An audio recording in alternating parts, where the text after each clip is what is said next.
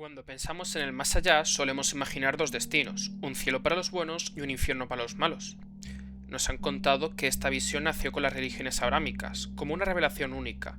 Pero, ¿y si no fuera así? Mucho antes de la Biblia, el mundo griego y romano ya había imaginado un más allá lleno de matices, con paraísos, abismos y juicios que reflejan los valores de su sociedad.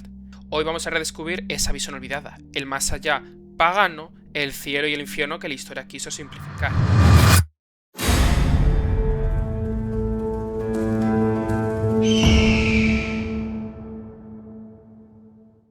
Se nos suele enseñar que el Hades era un lugar triste y gris donde todas las almas acababan sin distinción, pero eso es una simplificación fruto del engaño abrámico.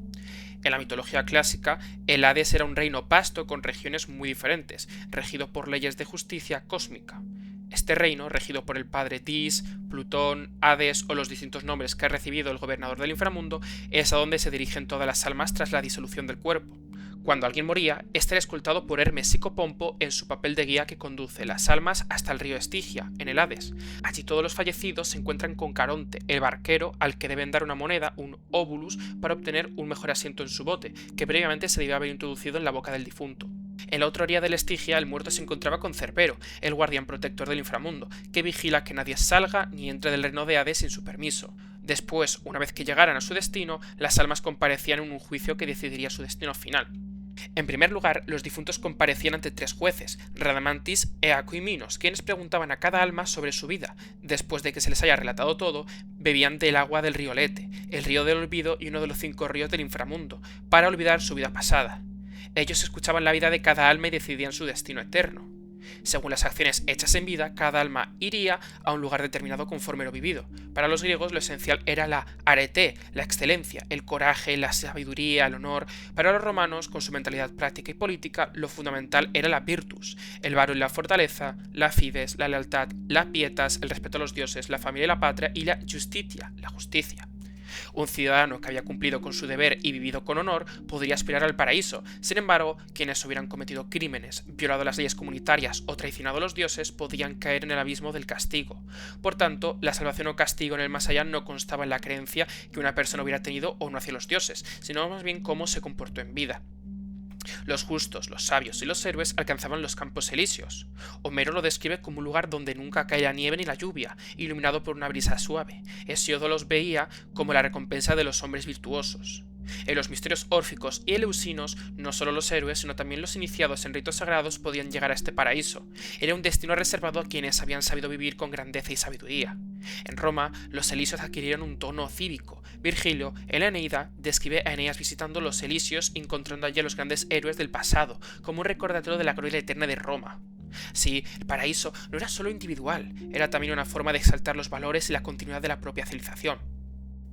En el extremo opuesto estaba el Tártaro, un abismo oscuro reservado a los peores criminales cósmicos. Allí sufrían castigos eternos Sísifo, Tántalo, Ixión y los titanes. Cada suplicio era conforme al crimen. La soberbia, la traición, la codicia, la desmesura, todas tenían su reflejo en un tormento sin fin. En el mundo romano, estas historias funcionaban como advertencias. Los crímenes contra los dioses, contra la patria o contra la justicia eran inaceptables. El Tártaro era un espejo de los valores sociales. Servía como recordatorio de que el orden debía respetarse, incluso más allá de la vida. La mayoría de los mortales no eran héroes ni criminales, eran personas comunes, soldados, campesinos, artesanos. Su destino era la llanura de Asfódelos, un lugar neutral, sin sufrimiento ni gloria. Las flores de Asfódelos, asociadas a los cementerios, simbolizaban este estado intermedio, tranquilo, pero sin el esplendor de los elíseos ni la condena del Tártaro. En algunas corrientes como el orfismo, estas almas podían incluso reencarnar, avanzando en un ciclo de purificación hasta alcanzar algún día los campos elíseos.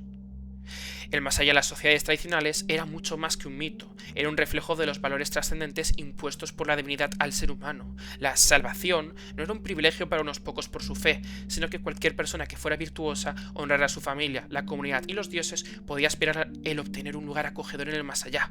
El juicio de las almas mostraba que la vida tenía consecuencias. Los campos elíseos premiaban la virtud, el Tártaro castigaba los crímenes más graves y el Asfódelos acogía la vida común.